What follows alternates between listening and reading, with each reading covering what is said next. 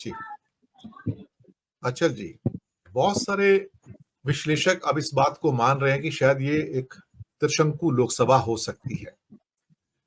त्रिशंकु लोकसभा होके भी फायदा बीजेपी को है, क्योंकि राष्ट्रपति सबसे पहले उस दल को इनवाइट करेगा जिसके मेंबर सबसे ज्यादा है। और इस बात में तो कोई शक ही नहीं है कि सबसे ज्यादा मेंबर तो बीजेपी के ही होंगे, ये तो हम भी मानते हैं। अगर नंबर ही देखने हैं तो सबसे ज्यादा नंबर उनके ही होंगे। हो सकता है पूरी मेजोरिटी उनके साथ ना हो।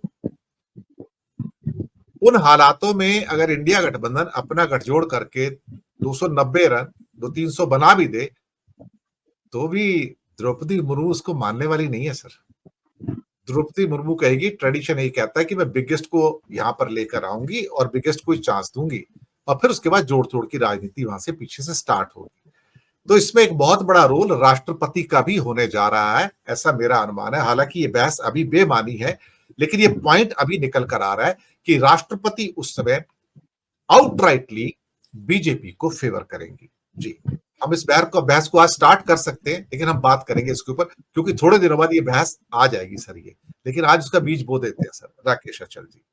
दिनेश जी देखिए, आपने बिल्कुल सही बात कही है कि बाकी जितने चीरहरण होने थे संविधान के, कार्यपालिका के, विधायिका के, न्यायपालिका के, वो तो माननीय मोदी जी कर चुके हैं। अब एक अंतिम चीरहरण और बचा है, वो द्रौपदी जी के नाम जा सकता है। इस पर बाद में बात कर लेंगे। लेकिन आज की स्थिति में तुलसीदास ने बहुत बढ़िया बात कही थी कि तुलसी जस भवितव्यता तैसी मिले सहाय, आप न आबे ताहे पे ताहे तहाँ ले जाए।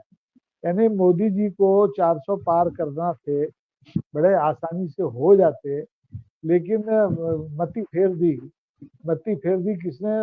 ऊपर बैठी है सरस्वती, उसने मती फेर दी, और उनके मुंह से सन्निपात में निकलने वाले जितने शब्द होते हैं, सन्निपात वो होता है जहाँ बुद्धि पर आपका मन का नियंत्रण समाप्त हो जाता है, आपका वाणी पर नियंत्रण समाप्त हो जाता है। तो सन्निपात में वो जितना कुछ आए बाएं साएं बोल सकते थे, वो उन्होंने पिछले 5 चरण में बोल दिया। अब 6वें और 7वें चरण में बच्चा खुचा जो है वो भी वो बोल जाएंगे, वो रुकने वाले नहीं है। और ये जो भवितव्यता है, इसको उन्होंने खुद निमंत्रण किया है। वो अपने सत्ता को तीसरी बार पाने की जगह गंवाने की तैयारी कर बैठे हैं। और उन्होंने सबसे बड़ी बात तो ये हुई कि अपनी मात्र संस्था पर लात मार दी कि हमें उसकी जरूरत नहीं है। जब उन्हें संघ की जरूरत नहीं है तो उन्हें इस देश की जनता की भी जरूरत शायद नहीं है, क्योंकि इस देश की जनता असंगठित मजदूरों जैसी है।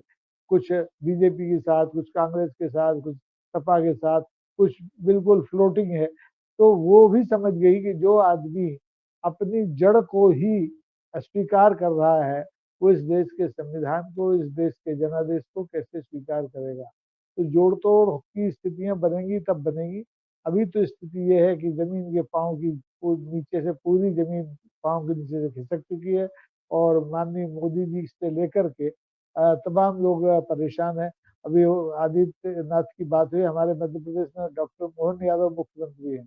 अब उन्हें भी माननीय मोदी जी आदित्यनाथ का विकल्प बना करके इन पूरे 8 राज्यों में घुमा रहे हैं, जहाँ के 6वें 7वें चरण में चुनाव होने वाला है। तो स्थितियां सब अपने आप बन रही हैं। उसमें मोदी जी को बहुत मेहनत नहीं करनी पड़ रही है। ईश्वर उनकी सहायता करे और ये लोकतंत्र बचा रहे। जी। गिरीश भाई, मोदी जी की हिम्मत नहीं पड़ रही कि पंजाब चले जाएं। मणिपुर तो गए